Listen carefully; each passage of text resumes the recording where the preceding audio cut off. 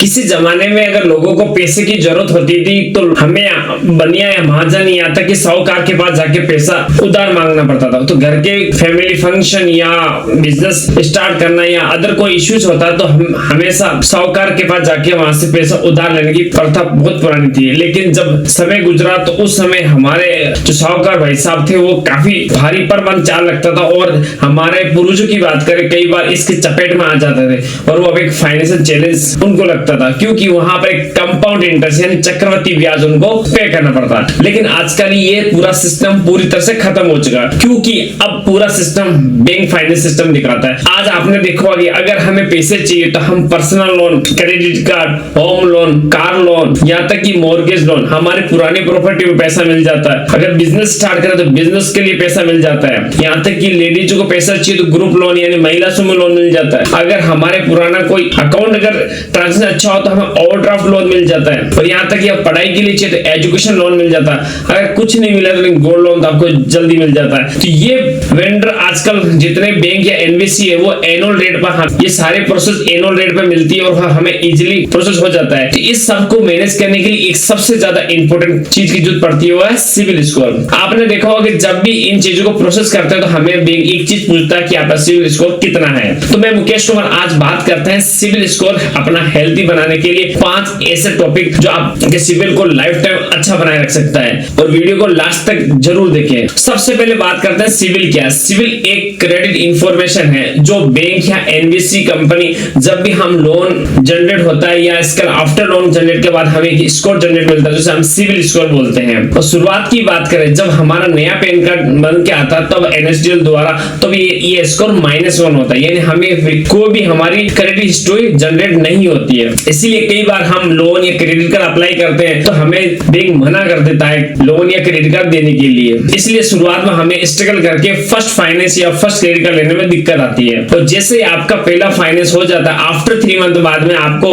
Phone पे, Google पे, यहाँ तक कि बहुत सारे वेंडर सिविल के हैं जहां आप अपना सिविल स्कोर चेक कर सकते हैं भी आपका सिविल स्कोर कितना हो चुका है। सिविल स्कोर की जनरेशन की बात करें तो शुरुआत में ये 300 से 900 के बीच में रहता है। जैसे जैसे हमारा ट्रांजैक्शन यानी क्रेडिट स्कोर हम ईएमआई टाइमली और अच्छा करता है ये अकॉर्डिंग बढ़ता रहता है। आफ्टर ईएमआई हमें ध्यान में रखना होता है काफी अच्छे लोन या क्रेडिट कार्ड लेने के बाद हमें कुछ चीजें बहुत जरूरी ध्यान में रखनी होती है। नंबर 1 आती है जब भी आप लोन या क्रेडिट कार्ड लें तो अपना एक शेड्यूल डिसाइड करें कि हमें ईएमआई टाइम पे भरना।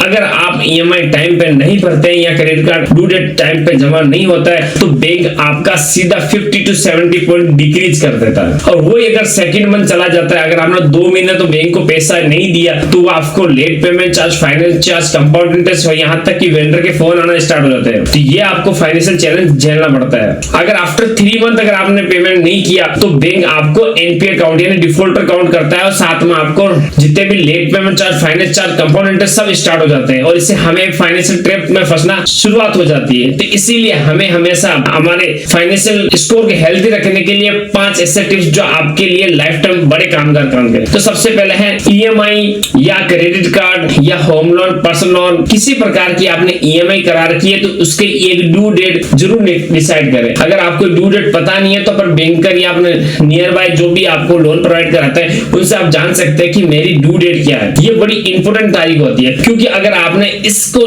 बाद में अगर पेमेंट स्टार्ट किया तो आपको फाइनेंशियल चक्रवृद्धि बनना स्टार्ट हो जाएगा। कई बार देखा जाता है कि शुरुआत में हम लोन ले लेते हैं, ड्यू डेट का ध्यान नहीं रखने की वजह से हम हमारी इच्छाओं से पेमेंट करते हैं। ज्यादातर होम लोन में ऐसा ही होता है। बाद में जब बैंक को आप होम लोन का जब रेट देखते हो आपको बड़ा सरप्राइज लगता है और आप काफी डेट में और फंस जाते हो क्योंकि आपका टाइमिंग चेंज हो गया। इस वजह से काफी दिक्कत आपको सामना करना पड़ सकता है। इसके बाद सेकंड नंबर की बात करें तो नो गारंटी अदर पर्सन। कई बार क्या देखो हम हमारे रिलेटिव, फैमिली या कलीग या कम्युनिटी मित्र को हम हमारा पैन कार्ड, आधार कार्ड देके उसको को बोरो बनती है, गारंटी दे देते हैं। अगर इससे सबसे बड़ा नुकसान हम ही होता है क्योंकि कई बार क्या होता है सामने वाले व्यक्ति ने अगर पैसा जमा ना कराए या किसी फाइनेंशियल चैलेंज में फंस गया उसका सिबिल तक खराब होगा लेकिन हमारा और खराब हो जाता है। रूल्स नंबर 3 ये एक बड़ा इंपॉर्टेंट है क्योंकि अगर कई बार हम हमारे लोन या क्रेडिट कार्ड हमारा नाम लेकर किसी और को दे देना, इससे हेल्प अदर में हम तो सोचते हैं कि इमोशन में हम हमारा सामने वाला को फायदा देखते हैं, लेकिन कई बार क्या होता है सामने वाले के पास पैसे नहीं आए, किसी वजह से अदर रीजन अटक गया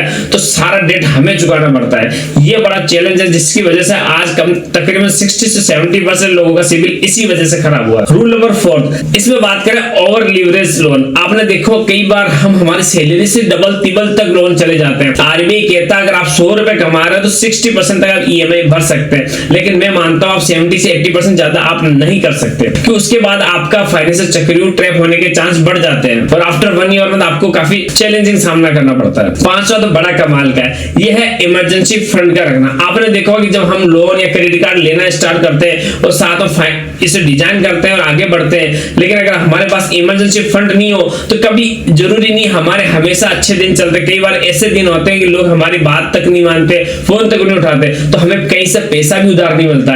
इस वजह से हम इन ईएमआई और क्रेडिट कार्ड के जाल में फंस सकते हैं। तो इसलिए हमेशा हमारे पास एक छोटा सा इमरजेंसी फंड हो ताकि हम बुरे सिचुएशन में इसे इजीली पार कर सके। बाकी यह था पूरा इन्फॉर्मेशन सिविल पे, जो आपको काफी इंटरेस्टिंग लगा होगा। अगर इंटरेस्टिंग लगा तो लाइक एंड सब्सक्राइब जरूर करें और अपना परिवार का जरूर ख्याल रखें। Good luck.